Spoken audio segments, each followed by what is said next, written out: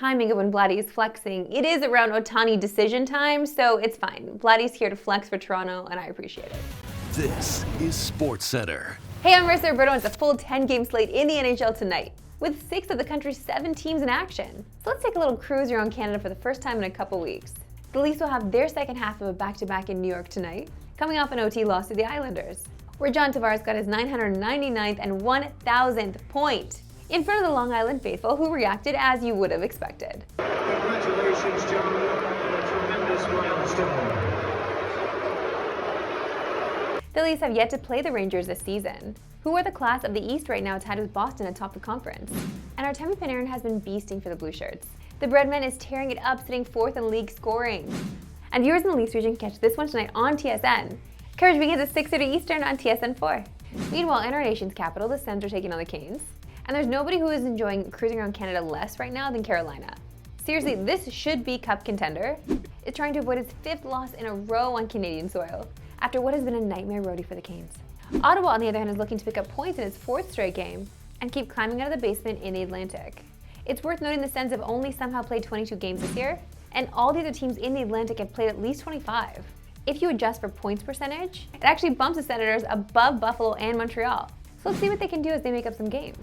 The Blackhawks have the Oilers in Edmonton tonight, which will mark the first Connor Bowl in NHL history, at 27 games in his NHL career. Connor II is keeping pace with Connor I pretty well.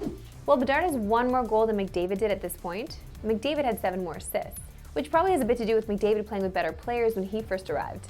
Either way, it'll be a treat to see these 2 generational Connors go head-to-head for the first of many times. Calgary heads to Vegas tonight to take on the defending champs, with the Flames coming off a wild one in Colorado last night, where they led 5-3 going into the 3rd, but ended up losing 6-5 in regulation. The Flames need this one badly because all of a sudden, they find themselves tied with the Oilers, who are probably taking down Chicago tonight to extend their win streak to 8. The Canucks and Lightning will face off in what should be a star-studded game, with the red-hot Canucks looking to avenge a loss earlier in the season, where Nikita Kucherov buried twice. In fact, 4 of the league's top 10 scorers will be featured in tonight's contest, which should be one of the more high-flying games on the schedule. And our last stop on the cruise around Canada, we head to California, where the Jets are taking on the Sharks, who have been kind of good lately. San Jose has picked up points in 3 straight games, but the Jets also find themselves on an impressive 4-game heater. We'll see if they can make it 5 tonight. Week 14 in the NFL wrapped up with a pair of wild upsets last night, as the Titans and Giants both improved to 5-8, keeping their slim playoff hopes alive, and dealing the Dolphins and Packers critical losses. We'll start with a stunning comeback by Tennessee and Miami. I literally thought the Dolphins had it in the bag, okay? I turned the TV on. It was bedtime. I woke up this morning thinking the Dolphins won. No, I was wrong. The Titans somehow overcame a 14-point deficit with under 3 minutes to play. They're the first team to do that in regulation. Since the Raiders way back in 1976, teams had actually lost 767 straight games when trailing by 14 in the last 3 minutes. Hence, why I went to bed. The loss is also costly in the standings for the Finns, as they could have joined the Ravens as the only 10-win teams in the conference and pretty much salted away the AFC East. Meanwhile, the legend of Tommy Cutlets continues to grow at the Meadowlands, as the Giants drilled the last-second field goal for their 3rd straight win. But let's be honest, the Italians here at DSC and Bar Down were mostly impressed with the spread the family had before the game, as they were handing out cutlets and pasta to anyone who was interested. Oh my. This is pulling all the nanas together for sure.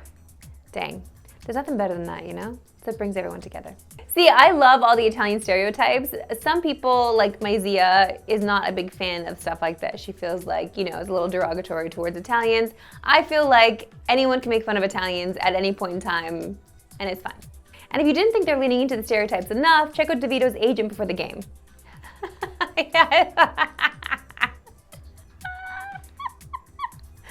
There's something about Italians that are just like obsessed with looking like gangsters, even though they could never even come close to behaving that way. But it's not just gimmicks with DeVito. He was actually great last night, completing 10 of his last 11 passes and becoming just the 3rd undrafted QB in the Common Era to win 3 of his first 4 career starts. And this was not expected. The Giants are just somehow a game out of the playoffs in the NFC.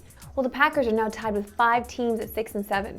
And we're just 2 sleeps away from the start of Week 15, when the Chargers visit the Raiders. Will this be Brendan Staley's final game as Chargers head coach? Find out Thursday at 8:15 Eastern, 5:15 Pacific on TSN. As is tradition on this show, we need to do our annual check-in on the Bar Down hockey team as they approach the mid-season holiday break. But this time around, the big story has nothing to do with Jesse's usual nonsense. But instead with our guy Daniel Pignataro getting himself on the score sheet in the wrong way. On Sunday, Pigs took a 10-minute penalty for unsportsmanlike conduct. After getting into it with someone on the other team, I mean, this is classic beer league for you. Putting Bar down in penalty trouble despite being up 3-2 with 4 minutes left. So of course, we had to ask Pigs, what were you thinking? Okay, full disclosure, I just want to say I'm a lover, not a fighter. This was very out of character for me. But listen, like sometimes things kind of get out of hand, and I had to put the team on my back. It was a close game, and let emotions get the best of me. Guy held on to me for a little bit too long, and I think it was just, a misunderstanding at best. No, I'm a self-proclaimed beer league sweetie. So I've seen firsthand how chippy these games can get. Man, once the second period starts, it's just free-for-all. It's mayhem. But that got us thinking, what are the biggest no-nos in beer league hockey? We asked around the office today, and here are some of our favorite answers. Slashing, particularly, sticks are very, very expensive. So anyone that's slashing, breaking people's sticks. Sandbagging should be illegal. If you have guys that play junior on your team, you cannot be in the lowest division. Okay, no hogging the puck. This is for fun and not for showing off. Do whatever you want. You're paying to be there. Don't let pigs tell you what you can and can't do. The Bar Down team is back in action this Sunday at 6 p.m. at York Canlan. So if you want to be a beer league sweetie like me and just show up and watch the game, it's free. But boys, try to stay out of the box this time, eh? And we're going to end the show like we always do on Tuesdays with my anytime goal scorer pick. It's an action-packed night on the ice with 10 games across the NHL on tap. And forward, I'm going with the rookie phenom Connor Bedard. In his first meeting with Connor McDavid, he's already come through for me once this year. Plus, he entered the day with a juicy plus 195 payout from our friends at FanDuel. Now, the Oilers are the hottest team in the league, riding a 7-game win streak. But their goaltending situation is still very questionable. They rank second last in save percentage and 23rd in goals against this season. So they have a lot of issues keeping the puck out of their net. Meanwhile, Bedard is riding a 9-game road point streak, which trails only Nathan MacKinnon's 16-game run for the longest by a player before 2019. And while he's in the midst of his longest goal drought of his career, with no goals in his last 5 games and only 1 in his last 10, check out how his start compares to McDavid's this season. McDavid has turned it up with 23 points in his last 9 games, but Bedard still has 1 more goal than him so far. Bedard continues to lead all rookies in goals, assists, and points this year. Only 4 freshmen have done that for their entire rookie season in the last 30 years, with 3 of them taking home the Calder Trophy. That's all for today. Kujin and Julia will be here for me tomorrow. We'll see you Thursday.